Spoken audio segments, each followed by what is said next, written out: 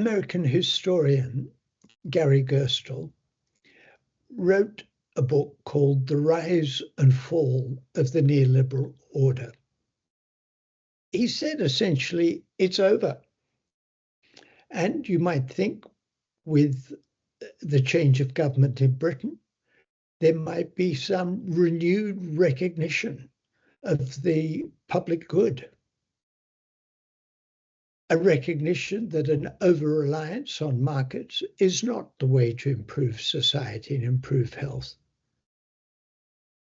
Then we get the news from the United States of the election, the rightward shift in France, in the Netherlands, the collapse of the coalition government potentially in Germany, Hungary.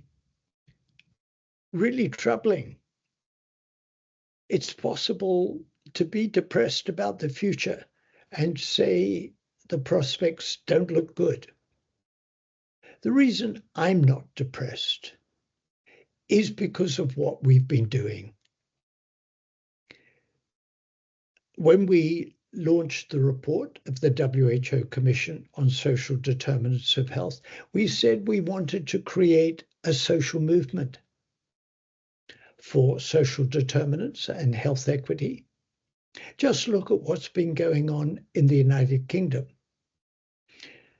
In Westminster, in London, we had a government that looked at my 2010 Marmot Review for England and pretty much went in the opposite direction. I don't think it was because of my review that they did that, but child poverty increased, spending on education went down, the rise of the gig economy, increase in inequality and poverty,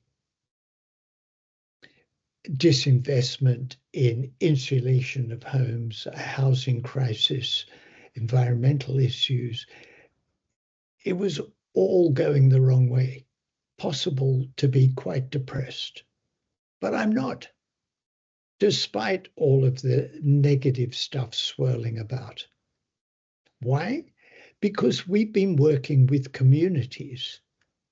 It started in Coventry, Greater Manchester, Cheshire and Merseyside, the north of Tyne, now the North East Combined Authority, Leeds, Luton, Waltham Forest, the Southwest region, and on and on. We just kicked off work with Oxfordshire.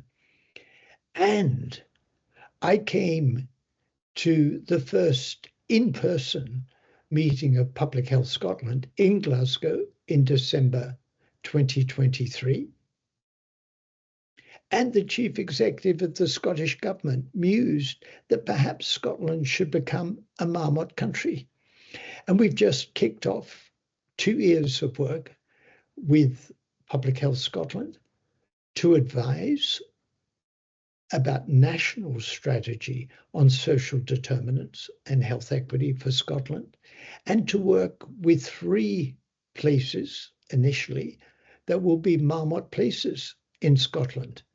This is really exciting. Our social movement is up and running. It's growing. And it's not just in the UK. I was in Rio de Janeiro at the end of October for the G20 Health Ministers meeting. I'm co-chairing a high-level council on inequality, AIDS, and pandemics set up by UNAIDS. And our purpose in meeting alongside the G20 health ministers was to influence them to get social determinants of health in their declaration. And by golly, they did it. They said that in order to address pandemic preparedness, countries had to invest in the social determinants of health and health equity. And I came back from Brazil a little bit excited and went to Liverpool, which is preparing to be a Marmot city in 2025. I met the corporate management team, the senior executives around a table. And it's inspiring that they sit around the same table.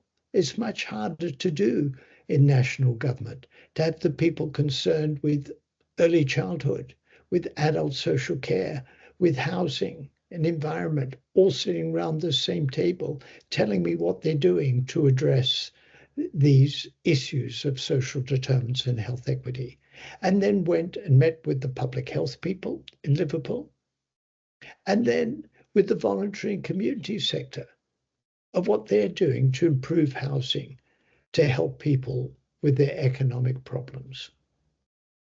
Whether it's global, whether it's national, or down at the local level, our social movement is up and running. As part of that, Legal and General approached us, and we did a report on the business of health equity, the Marmot Review for Industry, sponsored by Legal and General, of what business can do to address health equity. And Legal and General has funded us to create our health equity network. And this meeting in Scotland is part of that health equity network. If you haven't joined, do join up. We have 5,500 members already.